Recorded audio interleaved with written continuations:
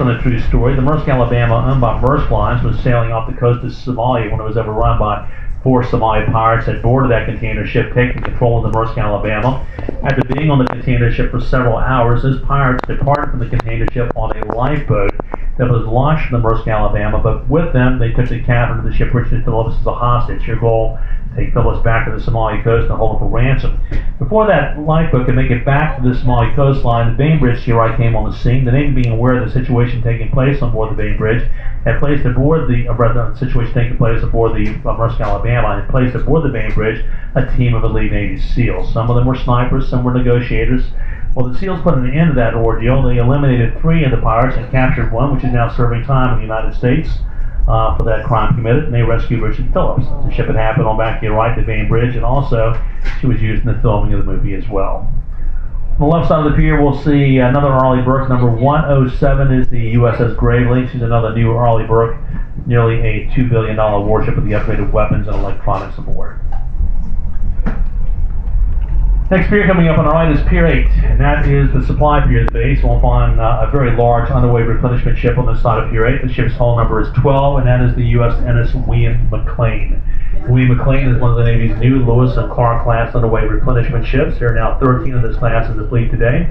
Jokingly, the Navy have nicknamed all 13 of them their super floating Walmarts at sea. Ships like that travel with a strike group. Their mission is providing rapid replenishment of dry stores, refrigerated supplies.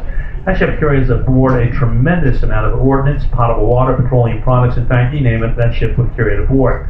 She's operated for the Navy by the Military Sealift Command. Again, their civilian group very similar to the American Merchant Marine. And the William McLean carries a crew of 145. Practically, the entire crew on that ship are civilians, with the exception of the ship's radio officer and those personnel involved with the operation of the helicopters on that ship. Other than that, the rest of that crew on the William McLean, including the ship's captain, are all civilians. The next 2 ships I'll be pointing out to you are very large ships, and they're identical. Number 1 to our right is the lead ship of the class. That's the USS Wasp. Wasp is a Wasp-class LHD, or landing helicopter dock ship, built at Ingalls Shipyard in Pascagoula, Mississippi. She was commissioned in 1989. There are now at this time 8 ships like this in the fleet today. Looking beyond the Wasp, we'll see the third of the class, number 3, the USS Kearsarge. These are 2 of the largest amphibious assault ships in the world. Mission: land the Marines and a tremendous amount of equipment onto a hostile beach, accomplished on these ships by 2 modes of transportation. Inside these ships are large areas called a well deck, which they flood with water and drop a gate on the stern for floating in and out landing craft and hovercraft. These ships also will accommodate a variety of attack and transport helicopters, and also up to 6 Harriers. In fact, if you look up on the flight deck of the number 1, you may have noticed an aircraft on our flight deck, and that's a Harrier. Harriers are jump jets. They have the ability of vertical liftoff, therefore they would not require a catapulting system to be launched from the flight deck. So the land of Marines and equipment into a hostile beach by the hovercraft and landing craft in the interior, and also by a variety of attack and transport helicopters. These ships are quite large in size. With a battle load, they're 42,000-ton warships, or the approximate size of an Essex-class World War II aircraft carrier. They're 844 foot long, 105 foot across their beam. Each ship to your right will carry a crew of 1,200. Each ship accommodates up to 1,900 Marines. And you'll find this rather amazing, but aboard the 8 ships of this class, including the 2 on our right, you will find extensive medical facilities. There's a 600-bed hospital aboard each of these ships, a 21-bed trauma unit, 21-bed intensive care unit, 6 operating rooms. They're not only great amphibious assault ships, but they're also great humanitarian ships. So to our right, hull number 1, the USS Wasp, the lead ship of the class. Number 3, the USS Kearsarge. And these are called LHDs, or landing helicopter dock ships.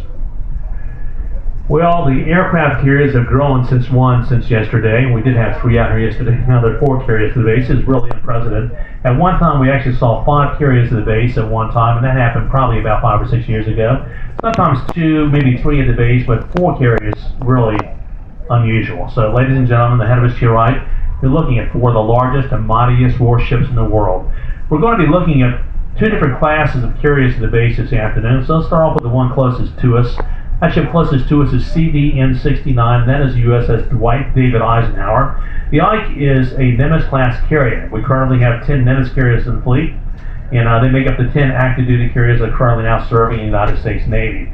The 2 other Nimitz ships out here besides the Eisenhower, they're the 2 that are actually furthest away from us. We'll find one of those ships in a few minutes.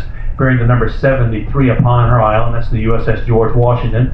And the carrier furthest away from us at the very end of the base is CVN 72, the USS Abraham Lincoln.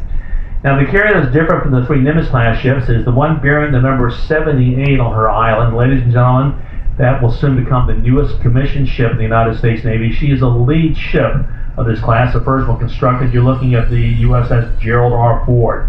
Brand new supercarrier. The ship was built in Newport News, Virginia. She departed from Newport News Shipbuilding about a month or so ago and has been in and out on sea trials, but the Navy has not yet officially commissioned the Gerald Ford. The commissioning ceremonies on the ship will be taking place sometime within the next several weeks. The United States Navy classified these three ships to your right as super carriers. They're over 1,000 foot long. Three Nimitz-class ships are identical. They're 1,092 foot long. And actually, so is the Gerald Ford, 1,092 foot in length. All four carriers to our right the same length.